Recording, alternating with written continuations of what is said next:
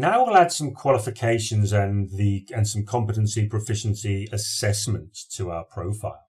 Now to add a qualification, you can do it in one or two ways. You can click on the Add Qualification button, and then this dialog will appear where you can add your qualification, the dates, and copies of the certificate.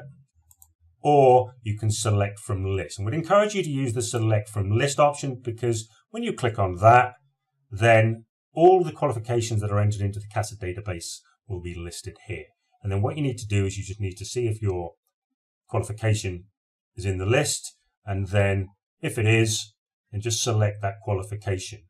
If your qualification is an approved qualification in the country that you're in, you can request to have it added to the CASA database. When you do so, then we'll ask you for the relevant information. But if your qualification is here, like mine is here for the Provide First Aid course, click on that and you'll get the Add Qualification dialog will appear. Now you need to click on Date Completed and select the appropriate date. I'm going to go for yesterday, which will be the 23rd of May 2018. And let's just say, for example, that the expiry date is going to be in 2 years' time. So it's going to be on the 22nd of May 2020. There we go.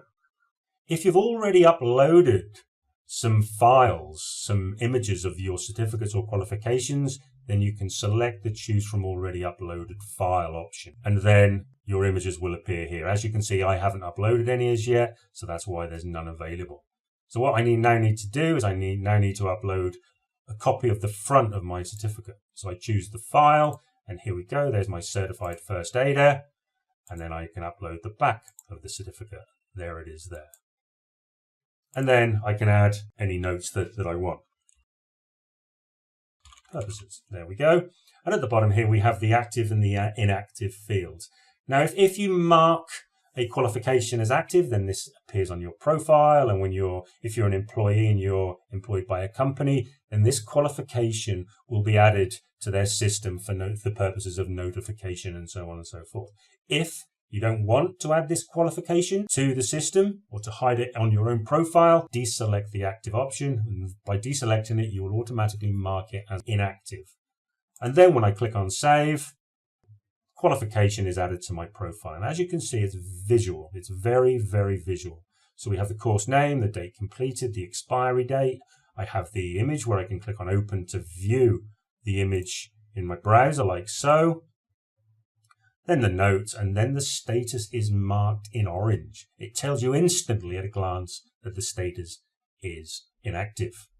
If the status is active, as I'll come on to in a moment, then this button will be blue. Then we have the Actions column, and the Actions column is something that's used throughout the CASA system. And depending on your actual profile rights, it will determine on what you can actually do here. For example, here you can edit the qualification or you can delete the qualification, because you're the owner of these certificates, of this actual qualification itself, so you're allowed to do that. If someone was allowed to view your qualification, then that's all they would be allowed to do. They wouldn't be able to edit or delete it. I hope that's clear. So if you want to delete this qualification, you click on the delete button, and the confirmation dialog will display. Click on yes to delete it, click on no to return back to my profile. If you want to edit it, as I'm going to do now, click on the edit button, and again, you can edit all fields. I'm going to mark this as active, and then I click on save to return to the grid, and there we go. As you can see, the inactive orange button has changed to the active blue button. I'm now going to add another qualification. Sorry, I didn't mean to do that. Let me click on select from list, and I'm going to add my car license. And I completed this many years ago, so I'm just going to select 2010, and it's going to expire somewhere around 2030, let's say. So I put that in, and then I'm going to choose my driving license front and my driving license back, and then I'm going to save. And to add a qualification which is not in the database, all you need to do is click on Add Qualification and then add the details here. So I've got one here, which is my City and Guilds, which I completed in January this year, 16th of January, and it expires not that far ahead, 2023, let's say January the 15th. And again, I can choose from already uploaded file, but I know this file's not there, so I'm going to come into my VOC, there's the front of my qualification, and there's the back. And again, I click on save, and now I have 3 qualifications listed. It's exactly the same for the verification of competency. Here I have my standard test method, and my date is 2017 July 12th. And again, I choose my front, I choose my back, and sorry, I didn't choose the expiry date, did I? There's no expiry date, is not applicable. So I now need to edit, go back in, choose an expiry date of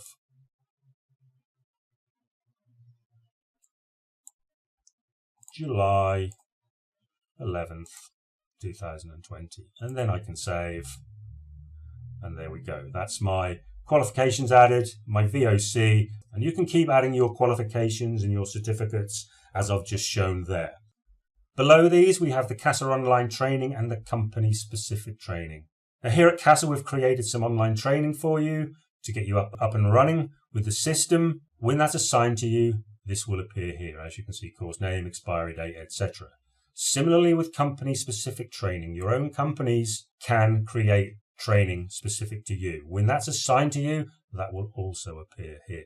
So after adding all that, now we're going to go back, have a quick look at our personal profile summary, and there we go. As we can now see that it's starting to fill out quite nicely.